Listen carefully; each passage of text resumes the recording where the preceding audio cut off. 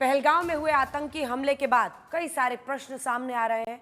हम पाकिस्तान के खिलाफ कूटनीतिक एक्शन के बाद क्या सैन्य एक्शन ले सकते हैं, लेकिन इसी के साथ अपनी इंटेलिजेंस को हम कैसे इन्वॉल्व कर सकते हैं पाकिस्तान को पूरे विश्व में कॉर्नर करने के लिए और उन आतंकियों तक पहुंचने के लिए जिन्होंने इस बर्बर हमले को अंजाम दिया है, जब धर्म पूछकर निहत्थों पर वार किया और पॉइंट ब्लैंक रेंज पर लोगों की हत्या की। तीन बेहद खास मेहमान हमारे साथ इस सुरक्षा कॉन्क्लेव में अब जुड़ रहे हैं, जिनका पक्ष आप भी जानना चाहेंगे। नवनीत वासन जी हमारे साथ जुड़ रहे हैं, जो कि फॉर्मर जॉइंट डायरेक्टर हैं एनआईए के। इस पूरे मामले की जांच भी एनआईए कर रहा है। एनके सूद साहब फॉर्मर रॉ ऑफिसर हैं और लेखक भी हैं। हमारे साथ राजेंद्र कुमार जी जुड़ रहे हैं, जो कि फॉर्मर स्पेशल डायरेक्टर है आईबी के। तीनों से चर्चा करेंगे, लेकिन एनआईए से शुरुआत करते हैं क्योंकि पहलगाम हमले की जांच एनआईए कर रहा है। सर, एनआईए के डीजी 2 दिन से श्रीनगर में ही मौजूद हैं और वो तमाम जो जानकारियां हासिल करने की कोशिश कर रहे हैं, लेकिन आपको क्या लगता है, क्या वजह है कि हम अभी तक उन आतंकियों को नहीं पकड़ पाए हैं जिन्होंने इस घटना को अंजाम दिया है? सबसे बड़े चैलेंजेस क्या समझ में आ रहे हैं? और जांच के बारे में अगर कोई भी जानकारी आप हमारे दर्शकों को बताना पड़े चाहे, या कुछ ऐसा आपको लगता हो जिसकी वजह से एक दिशा मिल सकती है। ये प्रश्न क्या मेरे लिए है? जी नवनीत जी। देखिए, इस तरह की घटना की कोई भी जब इन्वेस्टिगेशन एजेंसी टेक ओवर करती है तो उसमें बहुत सारे चैलेंजेस रहते हैं, स्पेशली क्योंकि ये पॉसिबिलिटी है कि हमारे पड़ोसी मुल्क के वहाँ से इसका संचालन किया गया हो इसका। और जब इस तरह का इन्वेस्टिगेशन होता है तो और जो टेरेन है वहाँ की, जो लोकेशंस है वहाँ की, उसके लिए हमें इन्वेस्टिगेशन में बहुत सारी चैलेंजेस आती हैं, बहुत सारी दुविधाएं होती हैं और उनको पूरा करने के लिए समय लगना आवश्यक है। और इस तरह के इन्वेस्टिगेशन में समय समय पर इन्वेस्टिगेशन एजेंसियां ज़्यादातर इंफॉर्मेशन शेयर भी नहीं करती हैं, क्योंकि वो इंफॉर्मेशन अगर वो शेयर करती हैं तो शायद उससे इन्वेस्टिगेशन को नुकसान हो सकता है।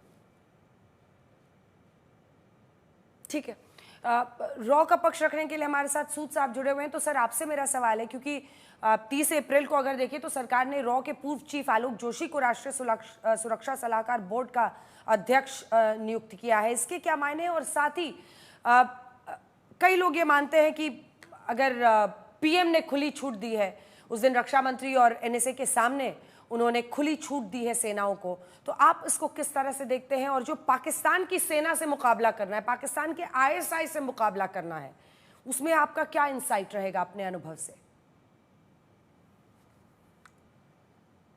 देखिए, आलोक जोशी को जो अपॉइंट किया वो एक डिफरेंट एस्पेक्ट है, वो तो अपना काम करेंगे, लेकिन इसके अंदर आपको बताऊं रॉ का बड़ा इंपॉर्टेंट रोल चलता है।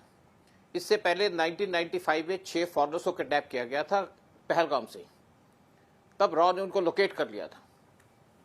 परमिशन मांगी थी उस टाइम पे पीवी नरसिम्हा राव से कि इनको न्यूट्रलाइज कर दे। पीवी नरसिम्हा राव ने रॉ के चीफ का फोन नहीं उठाया था।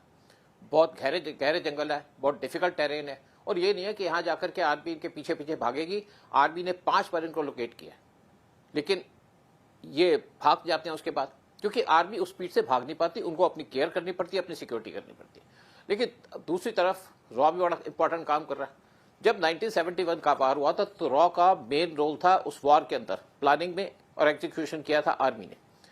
इस टाइम पे जो पीएम मोदी ने 3 आर्मी के चीफ को, 3 डिफेंस के ऑफिसर्स को, चीफ्स को बुलाया और कहा कि अपना अपना काम करो। काम शुरू हो गया, कुछ चीजें प्रिक्योर करनी होगी, मूवमेंट करनी होगी आर्म फोर्सेस की, साथ में अपनी तैयारी करनी होगी। तो ये अपना काम कर रहे हैं, साथ में छोटे छोटे जो एक्शन लिए जा रहे हैं पाकिस्तान के खिलाफ वो लिए जा रहे हैं। और एक बात जरूर है कि एक्शन कंप्लीट होगा, मिट्टी में मिला दिया जाएगा, चाहे वहां के टेररिस्ट हो, चाहे टेररिस्टों का हेड आसिम मुनीर हो, चाहे पाकिस्तान की आर्मी हो, चाहे पाकिस्तान हो, क्योंकि ये टाइम आ चुका है कि पाकिस्तान को फिनिश करना पड़ेगा, नहीं तो ये सांप दोबारा काटेगा।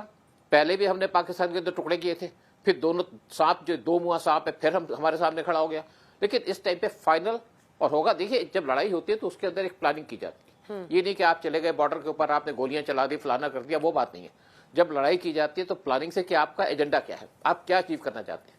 जैसे 71 के वॉर में जो मेन एजेंडा था वो था पाकिस्तान को तोड़ना, बांग्लादेश को क्रिएट करना। अब डिफरेंट एजेंडा है। पाकिस्तान की आर्मी को ऐसी चोट देना कि रिकवर ना कर पाए। फिर साथ में कुछ और एजेंडे हैं कि किस तरीके से पीओ की गिलगिट बाल्टिस्तान को हम ले पाएंगे, किस तरीके से पाकिस्तान के टुकड़े कर पाएंगे।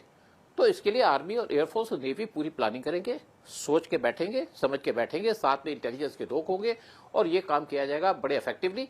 और जैसे कुछ लोग सोचते हैं जी पीएम मोदी अटैक क्यों नहीं कर रहे। देखिए जब पुलवामा हुआ था तो बालाकोट स्ट्राइक करने में 12 दिन लग गए थे।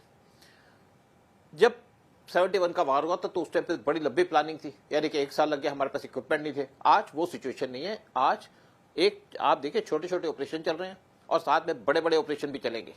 आप हैरान हो जाएंगे पाकिस्तान का हाल देख के कुछ दिनों के अंदर, क्योंकि आर्मी अपना काम करेगी।